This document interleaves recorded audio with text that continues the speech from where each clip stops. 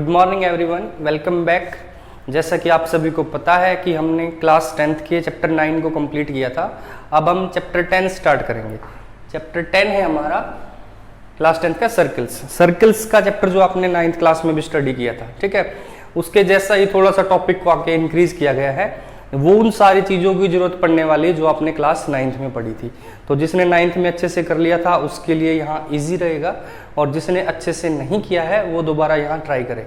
ये last chance है, इसके बाद नहीं सिखाया जाएगा। सबसे पहले सर्किल सबने देखे हैं, ये राउंड शेप होती है। इस राउंड शेप को हम सर्किल बोलते हैं। सर्किल में काफ़ी चीज़ आती हैं, सेंटर होता है, ठीक है ना। तो अब प्रॉपर डेफिनेशन से स्टार्ट करते हैं सर्किल की। What is circle? या डेफिनेशन ऑफ ए सर्किल। ठीक है, तो सर्किल की डेफिनेशन होती है the collection of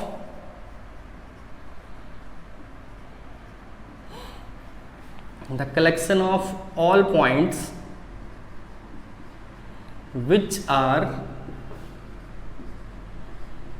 equidistant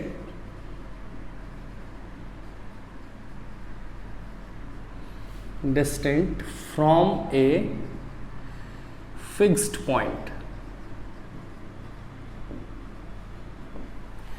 The collection of all points which are equidistant from a fixed point. Equidistant का मतलब अब तो आपको समझ में आने लग गया होगा। 7 चैप्टर में काफी क्वेश्चंस इक्विडिस्टेंट के किए थे हमने। तो सर्कल क्या है, लैंग्वेज के हिसाब से समझे, the collection of all points, उन सभी पॉइंट का collection which are equidistant from a fix point, जो एक फिक्स पॉइंट से इक्वल डिस्टेंस में। जैसे मैंने मान लिया ये कोई फिक्स पॉइंट है, ठीक है, ये कोई हो गया हमारा फिक्स पॉइंट।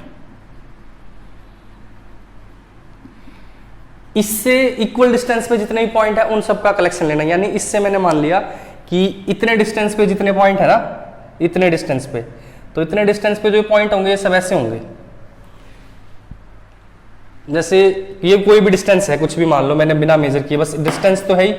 तो इस सेंटर से इक्वल डिस्टेंस पे जितने पॉइंट है उन सब का कलेक्शन ले लो। तो जैसे ये हो गया एक पॉइंट, ये इतनी दूर, ये इतनी दूर, ये इतनी दूर, ये इतनी दूर, ये ऐसे ही चलते चलते चलते चलते सेम डिस्टेंस पे ये सब पॉइंट है। इनको कलेक्ट कर लो। कलेक्ट कर लिया तो एक कर्व बनेगी। ऐसे सबको एक कर्व पे कलेक्ट कर लिया तो ये जो कलेक्शन है, इन सबको जब हमने कलेक्ट किया है तो ये क्या बन गया, हमारे पास एक सर्किल फॉर्म हो जाएगा। ठीक है, तो क्या हुआ circle? The collection of all points which are equidistant from a fix point is called a circle. ठीक है, और सर्कल का जो नाम होता है, जैसे हम और भी फिगर्स पढ़ते हैं, जैसे ट्रायंगल पढ़ते हैं, क्वाड्रेटर, तो उनके नाम लिखते हैं हम, ठीक है ना। ज्यादातर क्वेश्चंस में सर्कल जो है वो अपने सेंटर के नाम से पहचाना जाता है। जैसे सेंटर है इसका, तो इस सर्कल को मैं ऐसे बोल सकता हूं, सर्किल विद सेंटर O। ठीक है, या इसका नाम भी लिख सकते थे हम कि ये C1 सर्किल है, लेकिन ज्यादातर क्वेश्चंस में सर्किल जो है वो अपने नाम से पहचाना जाता है। ठीक है, तो ये हमारा जो फिक्स पॉइंट हो गया इसको बोलते हैं centre.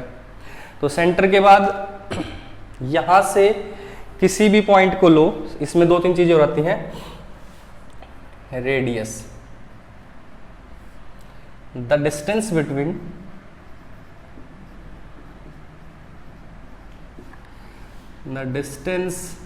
between center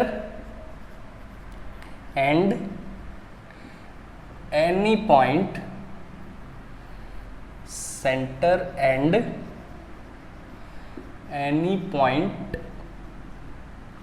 on the circle।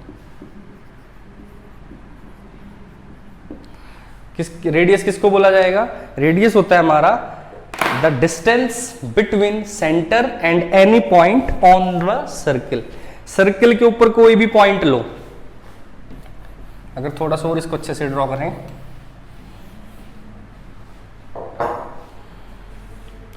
मान लो कि ये मैंने सर्किल ड्रॉ कर लिया, ये इसका सेंटर है। सर्किल के ऊपर बहुत सारे पॉइंट है, जिन सबको हमने कलेक्ट किया था ना, बहुत सारे पॉइंट है जिनका कलेक्शन लिया था। तो किसी भी एक पॉइंट का सेंटर के साथ डिस्टेंस ले लो। यहां कोई पॉइंट था, ये O है, ये मैंने मान लिया पॉइंट A है, तो OA इज क्या हो जाएगी हमारी? OA is radius.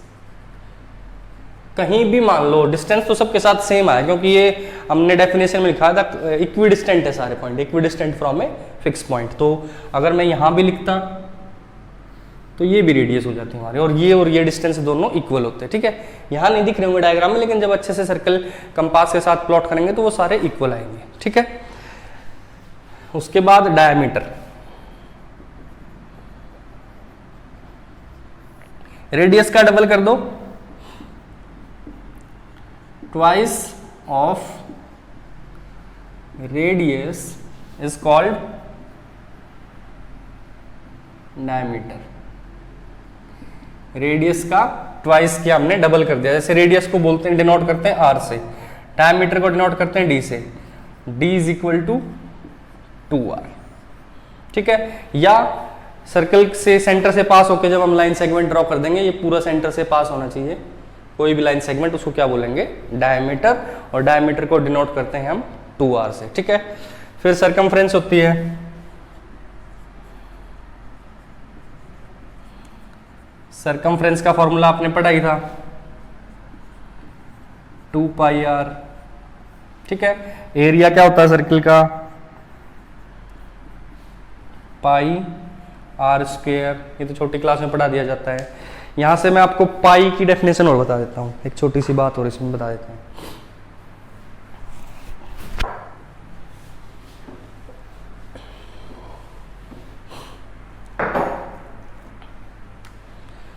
पाई, ये सिंबल होता है ना पाई का। पाई क्या होती है, the ratio of circumference of a circle to its diameter। जब हमारे पास पाई की वैल्यू नहीं थी, पाई को नहीं जानता था कोई, तो हम कैसे मतलब डिस्कवर किया था पाई को, हम हर बार क्या करते थे, सर्कल की सरकमफ्रेंस निकालते थे। तो सरकमफ्रेंस कैसे निकाल, जब पाई नहीं थे तो अब ये क्वेश्चन आएगा भाई सरकमफ्रेंस कैसे निकाले, तो हम एक थ्रेड लेते थे, थ्रेड मतलब एक धागा, धागे को यहाँ रखा और ऐसे राउंड राउंड राउंड राउंड करके वापस यहीं ले आए, उसके बाद उस धागे को स्केल से मेजर कर दिया तो वो उसकी सरकमफ्रेंस हो जाती थी। तो उसको फिर सरकमफ्रेंस को जब डायमीटर से डिवाइड करेंगे, अगर फॉर्मूले वाइज भी देखो आप, 2πr सरकमफ्रेंस, डायमीटर होता है d, और यह d का मतलब होता है 2r, तो 2 से 2 कैंसिल, r से r कैंसिल, क्या आ गया, पाई। ठीक है, तो ये उस टाइम पे नोटिस हुआ था कि कोई भी सर्कल आप उठा लो, अगर सरकमफ्रेंस को डायमीटर से डिवाइड कर रहे हो ना, तो हम हर बार एक सेम कांस्टेंट बच रहा है 22/7। ठीक है, हर बार ऐसा हो रहा था कि जब भी सरकमफ्रेंस को डायमीटर से डिवाइड कर रहे थे तो 22/7 आता, तो इसलिए हमने उस कांस्टेंट का नाम रख दिया पाई, जिसकी वैल्यू 22/7 या 3.14 हम अप्रोक्सीमेट लेते हैं। और हर मतलब सर्कल की चीज में, हर क्वेश्चंस में उसका यूज होने लगा डायमीटर वगैरह फाइंड करने में। तब भी कोई भी राउंड शेप आएगी तो पाई का यूज हमेशा ही होगा सर्कल के जैसी। जैसे आपने 9th में भी कोन वगैरह पढ़े होंगे, कोन में भी बेस ऐसा ही होता था ना हमारा, तो अगर ऐसी चीजें आएंगी तो पाई का यूज हमेशा होगा। ठीक है, ये था हमारा सर्कल के बारे में, सर्कल्स की जो मेन बातें हैं, रेडियस, डायमीटर, सरकमफ्रेंस और एरिया। अब इसका एक लाइन के साथ क्या रिलेशन हो सकता है वो स्टडी करेंगे।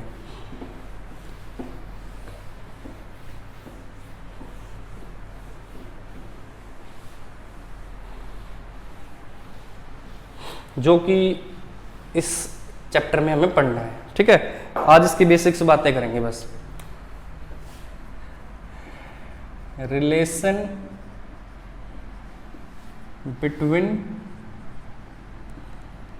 ए line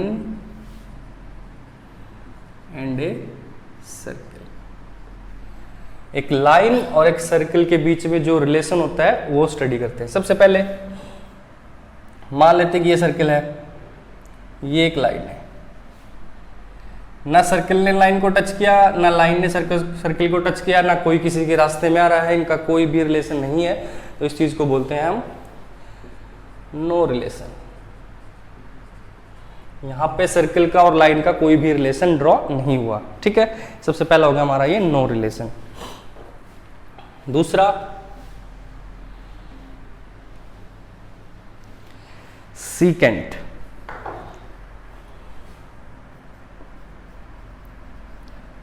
secant to a circle. Secant क्या होता है, ये सर्किल है, कोई लाइन इस सर्किल को कट कर जाए, ये मान लो सर्किल है, ये इसका सेंटर है O, इसने यहाँ A पॉइंट पे और यहाँ B पॉइंट पे इसको इंटरसेक्ट किया। तो सीकेंट क्या होता है, a line which intersect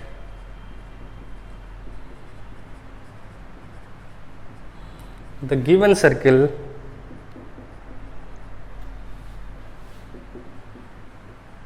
at two distinct point।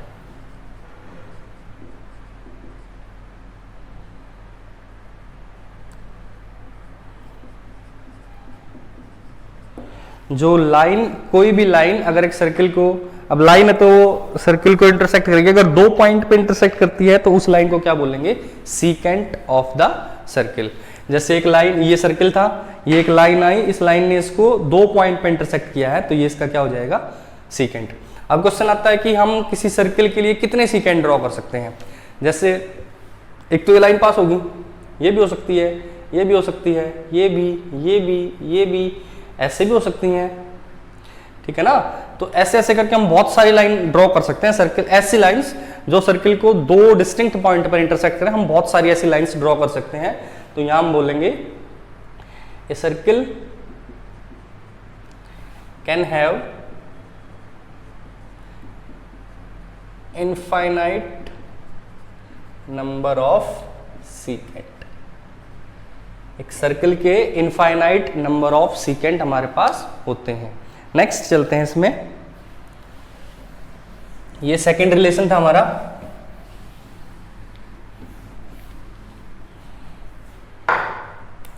Third, tangent to a circle. Tangent भी इसी की तरह होता है,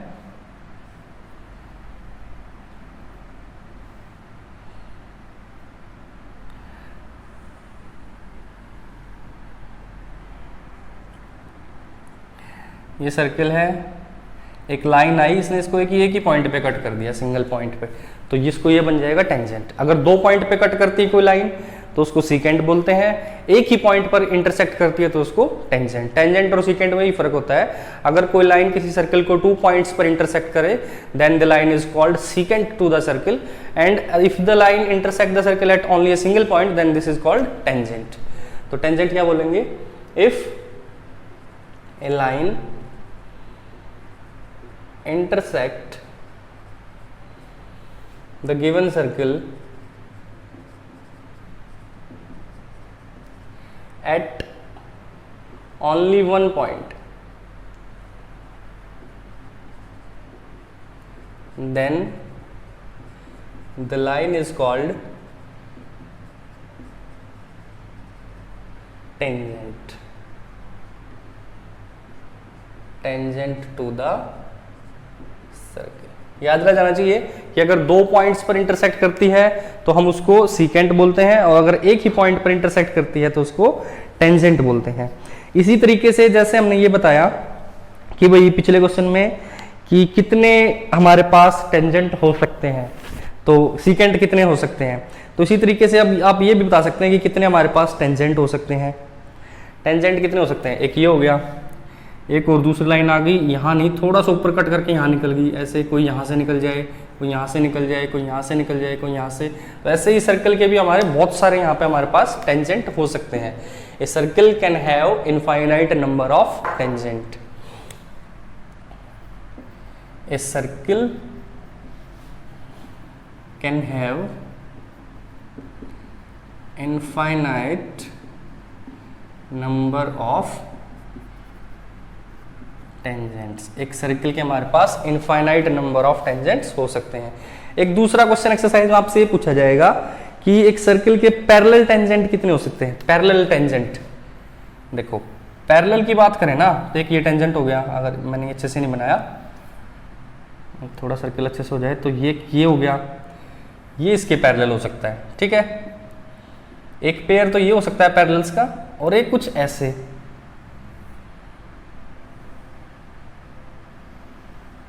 तो पैरेलल के ना हमारे पास पैरेलल टेंजेंट्स के दो पेयर हो सकते हैं।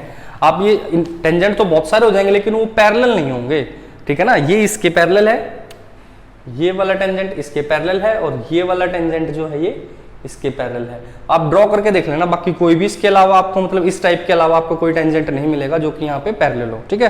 तो इस तरीके से क्या बोलेंगे हम, सर्किल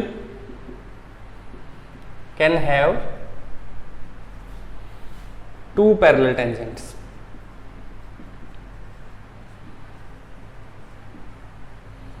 टू पैरेलल टेंजेंट्स, तो ये हमारे पास पैरेलल पेयर हो गया इनका। अब तीसरा रिलेशन है, तीसरा तो ये था, ये फोर्थ रिलेशन क्या है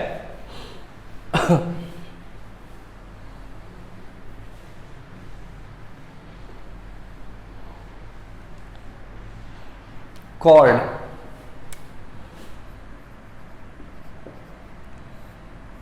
देखो पहले हमने सीकेंट पढ़ा। सीकेंट क्या था कि एक ऐसा हमारे पास लाइन थी जो सर्किल को टू डिस्टिंक्ट पॉइंट पर इंटरसेक्ट करे। उसके बाद हमने पढ़ा टेंजेंट। टेंजेंट ने एक पॉइंट पर इंटरसेक्ट किया। अब आती है कॉर्ड। कॉर्ड क्या है, ये एक सर्किल है, ये इसका सेंटर है, ये इसने भी दो पॉइंट पर इंटरसेक्ट किया है, ठीक है। सीकेंट ने भी दो पॉइंट पर इंटरसेक्ट किया था, लेकिन फर्क ये था कि सीकेंट में ये लाइन थी, इधर से आ रही थी, हमें नहीं पता कहां जा रही है, ठीक है। लेकिन जब कॉर्ड की बात करेंगे तो ये लाइन नहीं, एक लाइन सेगमेंट होगा। लाइन सेगमेंट और लाइन में फर्क पता है ना, लाइन की लेंथ को हम मेजर नहीं कर सकते हैं बट लाइन सेगमेंट की लेंथ को मेजर कर सकते हैं। तो a line segment which intersect the given circle at two distinct point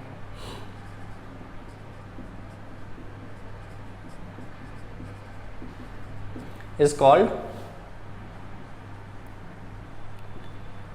chord of that circle, is called chord of that circle. मतलब कि एक लाइन सेगमेंट जो है वो किसी सर्किल को अगर दो पॉइंट पर इंटरसेक्ट करे तो उसको उसकी क्या बोलते हैं, कॉर्ड।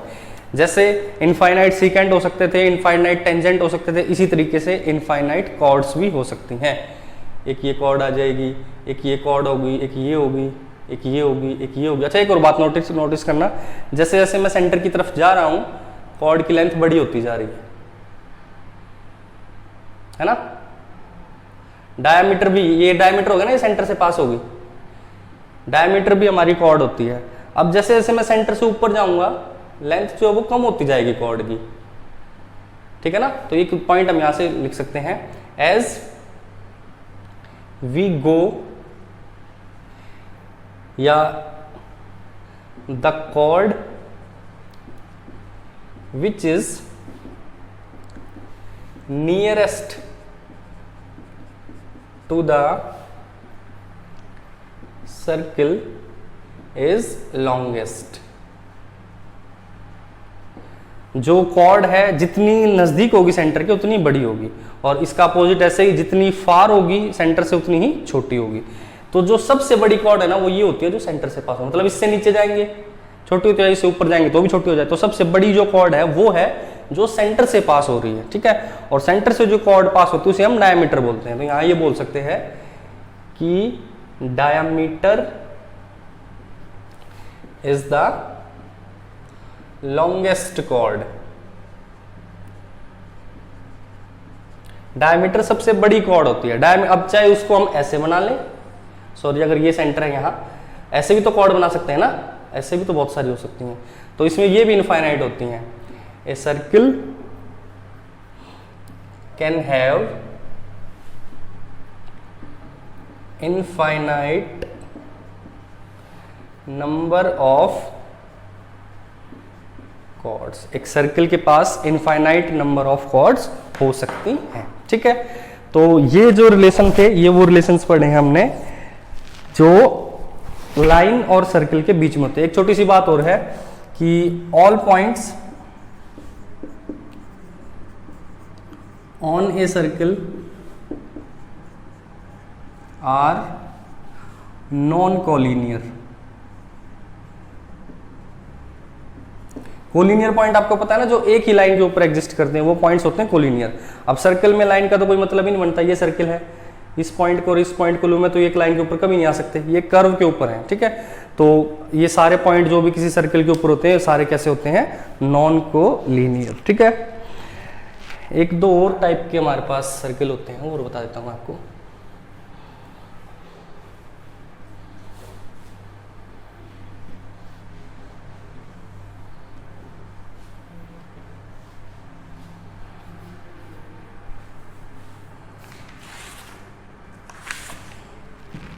कॉन्ग्रुएंट सर्कल्स,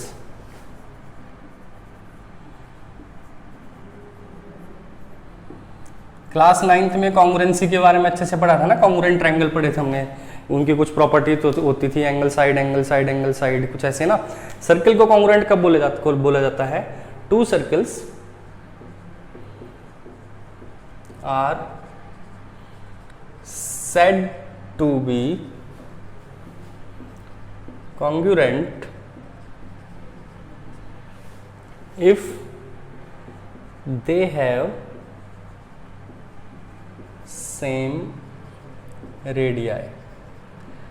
अगर सर्कल्स की रेडियस सेम है तो उन सर्कल्स को कॉन्ग्रुएंट सर्कल बोला जाता है।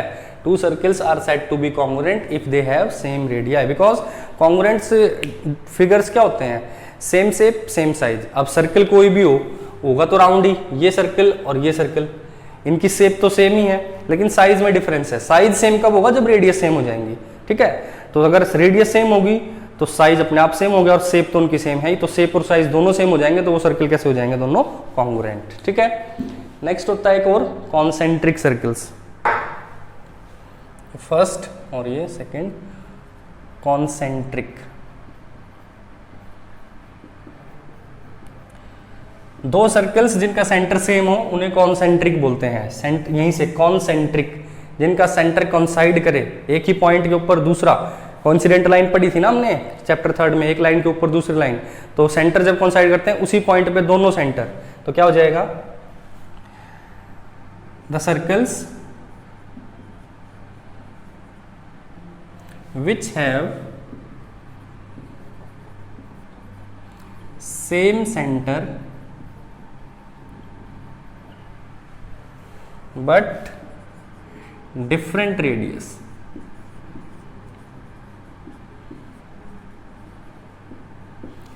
are called concentric circles. Radius different होना जरूरी है, क्योंकि अगर रेडियस भी सेम होगी, सेंटर भी सेम हो गया, तो जैसे ये सर्कल है और इसकी इतनी रेडियस होगी तो दूसरा इसी के ऊपर आ जाएगा, ठीक है। बट अगर रेडियस डिफरेंट होगी, इससे कम या ज़्यादा होगी, तो सेम सेंटर माने कुछ ऐसा आएगा। तो इसकी रेडियस यहाँ तक है, इसकी रेडियस ये यहाँ तक है, ठीक है ना। तो ये दोनों सर्कल्स कैसे हैं, कॉन्सेंट्रिक, सेंटर दोनों का सेम है। मतलब जनरल बात में, उसमें लैंग्वेज में बात करें, कंपास रखा, सर्कल बना दिया, वहीं रखे थोड़ा और खोल के कंपास, दोबारा सर्कल बना दिया, तो जो दोनों सर्कल्स बनेंगे हमारे वो कैसे होंगे, कॉन्सेंट्रिक सर्कल्स। अब आपको ये करा दिया है, इतनी बातें मैंने आपको बता दी हैं कि आप जो है ना एक्सरसाइज 10.1 कंप्लीट कर सको। 10.1 में जो क्वेश्चंस आएंगे बिल्कुल आसान, फिल इन द ब्लैंक्स, और ये वो है मेन एक्सरसाइज हमारी 10.2 है जिसमें अच्छे क्वेश्चंस हैं। एक क्वेश्चन 10.1 से भी आता है 1 नंबर का, ठीक है। ऑप्शनल जो क्वेश्चन आएगा हमारा वो 10.1 से आएगा। तो पहला क्वेश्चन है, how many tangents can a circle have. एक सर्कल में कितने टेंजेंट्स हो सकते हैं। क्वेश्चन है, how many tangents can a circle have. तो आंसर क्या हो जाएगा इसका, ये क्वेश्चन फर्स्ट है, इनफाइनाइट। बताया था ना अभी, लिखवाया भी था। उसके बाद फिल इन द ब्लैंक्स है। First fill in the blanks है, in a tangent to a circle intersect it at only 1 point. Tangent कितने पॉइंट पर इंटरसेक्ट करता है, ओनली एक ही पॉइंट पर। लिखवाया ना डेफिनेशन में, तो फर्स्ट का क्या आंसर आ जाएगा, 1। Second fill in the blanks, second है हमारा, a line intersecting at a circle in 2 distinct point. दो चीजें इंटरसेक्ट करती हैं 2 डिस्टिंक्ट पॉइंट पर, एक तो कॉर्ड करती है और एक सीकेंट। कॉर्ड लाइन सेगमेंट होता है, सीकेंट लाइन होती है। तो यहाँ इसने लाइन का जिक्र किया है, a line intersecting a circle at 2 point is called, second में क्या आ जाएगा, सीकेंट। ये है हमारी exercise 10.1। Third, a circle can have dash parallel tangent at most. ये तो आपको बना के भी दिखाए थे। पैरेलल टेंजेंट कितने होते हैं? 2। Fourth, the common point of a tangent to a circumference and the circle is called. ये वाला, ये जो कॉमन पॉइंट होता है ना, ये वाला, इस पॉइंट को हम बोलते हैं पॉइंट ऑफ कांटेक्ट। कि जो टेंजेंट बना ड्रॉ करते हैं ना हम, टेंजेंट एक ही पॉइंट पर इंटरसेक्ट करना, जिस पॉइंट पे टेंजेंट सर्कल को टच करेगा उस पॉइंट को बोलते हैं पॉइंट ऑफ कांटेक्ट। ये आपको ध्यान रखना, ये हमें बताना भूल गया था। ठीक है, तो फिलहाल के लिए आप ये क्वेश्चंस करेंगे। फर्स्ट ये इसकी बेसिक्स हैं, इनको अच्छे से रीड करेंगे, तब हम नेक्स्ट अपनी थ्योरम्स और क्वेश्चंस। कोई ज़्यादा मुश्किल चैप्टर नहीं है, 2 थ्योरम्स हैं, हर क्वेश्चन में वो 2 थ्योरम्स से अप्लाई, 2 रिजल्ट हैं, दोनों को प्रूव करेंगे और वही हर बार वही हर क्वेश्चन में अप्लाई होंगे। बहुत मजा आने वाला है आपको। ठीक है, बहुत अच्छे क्वेश्चन हैं, ध्यान से समझना है। All the best.